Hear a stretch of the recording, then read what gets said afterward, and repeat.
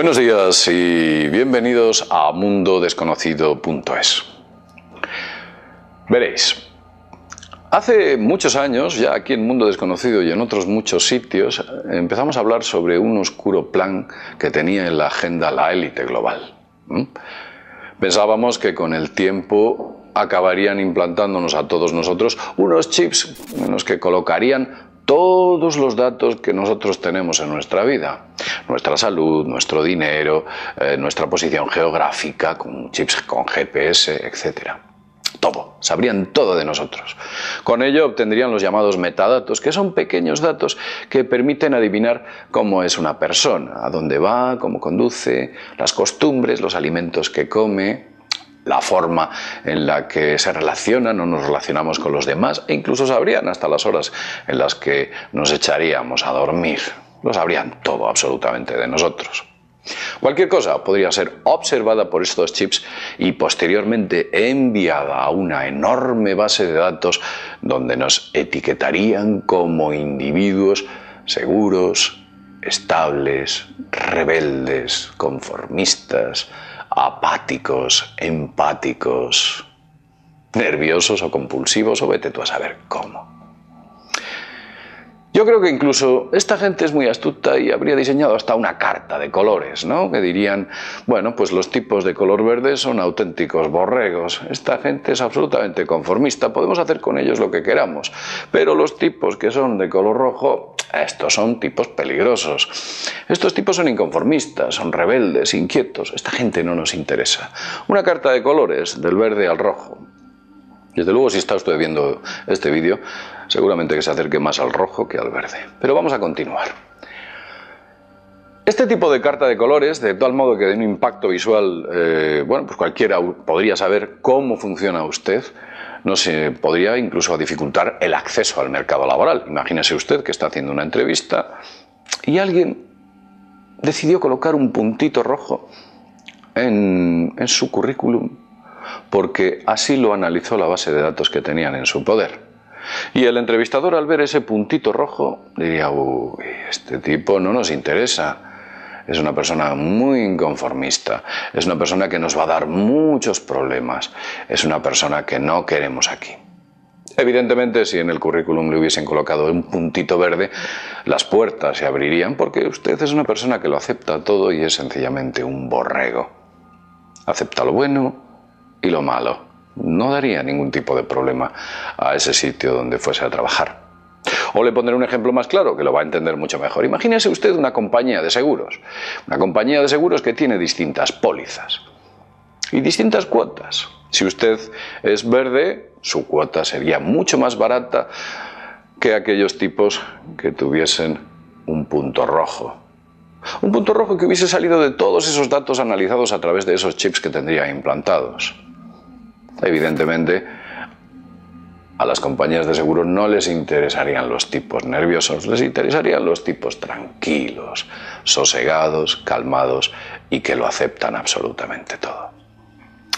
Pero vamos a continuar porque la historia no acaba aquí. La élite global se dio cuenta de que las personas sentían un gran rechazo hacia la posibilidad de que les implantasen un chip. No les gustaba nada que hubiese un seguimiento tan brutal de todos nuestros actos, porque evidentemente podrían hacer cosas como esta, entre otras muchas. Y fue a través de Internet principalmente cuando empezamos a denunciar, a través de muchos sitios en diversas lenguas y países, empezamos a denunciar esos intentos de chipearnos. Nos intentaron chipear, nos intentaron inocular un chip. Incluso dijimos en su momento que ellos crearían un proceso tan viejo como el ser humano, una estrategia, la estrategia de acción, reacción y solución, de la que tanto habla David Icke.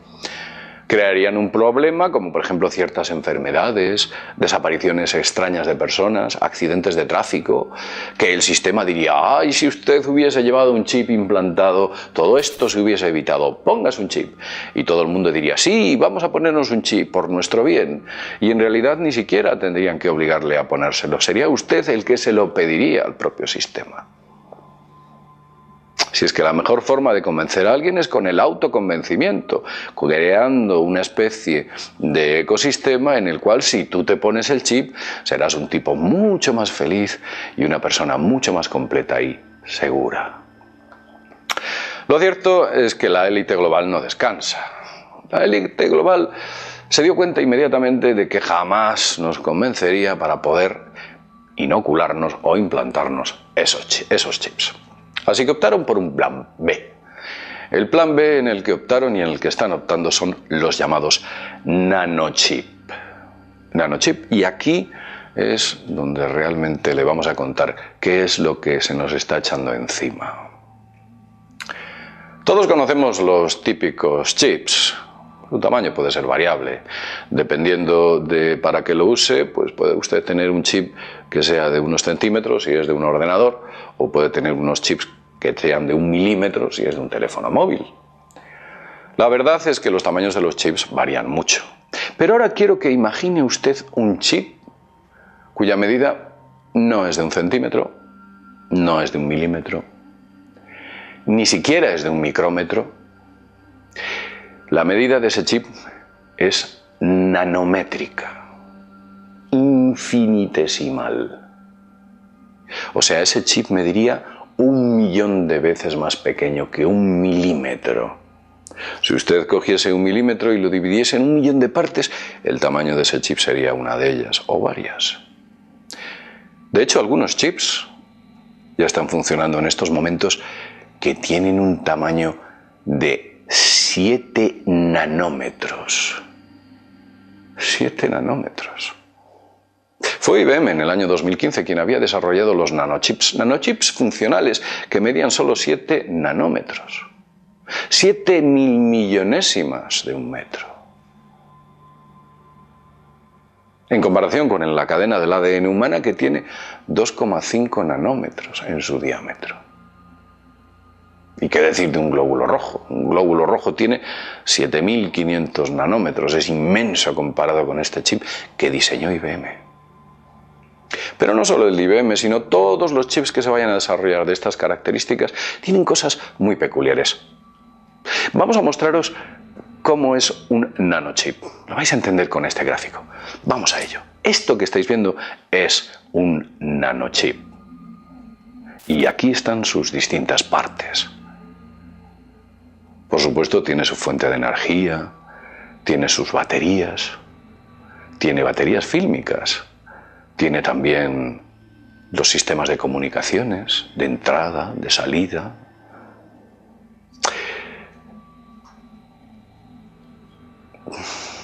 Pues sí, este ha sido un nanochip. Esa es la idea o el esquema de lo que ellos están fabricando. Veréis, estos nanochips que os hemos mostrado, o este nanochip como ejemplo, os diré que incluso son capaces de fusionarse y crecer con las células nerviosas. Chips tan pequeños como el polvo de nuestras casas. Esa es la idea. Ya no le necesitan implantar nada. Sencillamente esos chips los tendría usted que respirar. ¿Los respiraría? O los comería, acabando en nuestro aparato o nuestro sistema biológico. Entraría en nuestro organismo. Y no uno. Si lo respirásemos, entrarían miles, si no millones de estos chips, dependiendo de la densidad que hubiese de ellos, o partículas por millón en el aire. Estos chips crearían dentro de nosotros una red, un auténtico Internet dentro de nosotros, y transmitirían todos esos nanodatos con tecnología G5, conseguirían enviar millones de datos de todas nuestras actividades y de manera silenciosa. Sabrían absolutamente todo de nosotros. Pero el problema en realidad no está en lo que podían saber de nosotros. ¿Y si el objetivo de estos nanochips fuese más siniestro? Piense por un momento que estamos hablando de que estos nanochips envían datos. Pero, ¿y si estos nanochips recibiesen datos y ejecutasen órdenes? Imagínese usted. ¿Qué órdenes? ¿Qué podrían hacer dentro de nosotros? podrían modificar nuestra química mental. Podríamos escuchar voces en nuestra cabeza y pensaríamos, ¿quién nos está hablando? No hay nadie, me estoy volviendo loco. Soy un paranoico. Podríamos sentir náuseas, podríamos sentir malestar, felicidad, euforia, valor, miedo, apatía. Podrían, por ejemplo, imagínese usted que entra a comprarse un coche, un concesionario de coches, y le instan a usted a que sienta euforia y felicidad cuando ve cierto modelo de vehículo. Inmediatamente diría, me compro este coche, porque me siento feliz al lado de él, me da buenas vibraciones. Y lo que te hubieras hecho sería haber comprado un vehículo por encima de tus posibilidades, sencillamente porque alguien te ha hecho sentir feliz cuando te acercabas a ese producto o artículo. Y hablo de un coche como puedo hablar de cualquier otro tipo de artículo. Un teléfono, un ordenador, una tableta, un televisor. Te acercas a él y te sientes bien. Algo han activado en tus chips para sentirte bien. O imagínese usted que a la hora de escuchar ciertas noticias en la televisión o en la radio podrían hacernos sentirnos bien o podrían hacernos sentirnos mal artificialmente para empatizar o rechazar esa noticia. Podrían cambiar nuestra forma de entender las cosas y, por supuesto, nuestros hábitos. Nos podrían controlar a unos niveles inimaginables con esos nanochips. Y usted se estará preguntando, bueno, ¿y cómo podríamos deshacernos con esos nanochips que hemos absorbido en nuestro organismo? ¿Por la respiración? ¿Por la ingesta? ¿Cómo podríamos? Solamente existiría una posibilidad, y es recibir un EMP, un pulso electromagnético que friese literalmente los nanochips. Una especie de efecto producido al de una tormenta solar que destruiría toda la electricidad del planeta, pues en pequeñito, que al recibir esa frecuencia EMP destruyese todos los chips que hubiesen en nuestro organismo. Os voy a contar algo curioso. Fijaos, me acuerdo de ello, hace ya muchos años de ello. Recuerdo en una ocasión en la que estaba documentándome sobre ciertas abducciones que había en Estados Unidos, y los investigadores lo revisaron absolutamente todo en la casa de la persona que estaba siendo abducida. E incluso recogieron muestras de polvo. ¿Sabéis lo que descubrieron estos investigadores en las casas de aquellas personas que estaban siendo abducidas? Que el polvo de sus viviendas no era un polvo normal. Aquel polvo tenía formas geométricas. ¿Acaso alguien está utilizando ya esta tecnología? Y esto es de hace ya muchos años, tal vez 10, cuando tuve ocasión de leerlo. ¿En qué punto estamos? ¿A dónde nos van a llevar? Vamos a llegar a su paraíso, que será nuestro infierno. Dejémoslo aquí y recuerde usted, no se escandalice. Muchas de las tecnologías que tenemos hoy hubieran sido un auténtico escándalo hace 50 años. Pues de esto que estamos hablando hoy quizás sea algo totalmente habitual dentro de otros 50. Como siempre decimos, sin más, desde mundodesconocido.es nos vemos en el próximo videoprograma. Hasta pronto.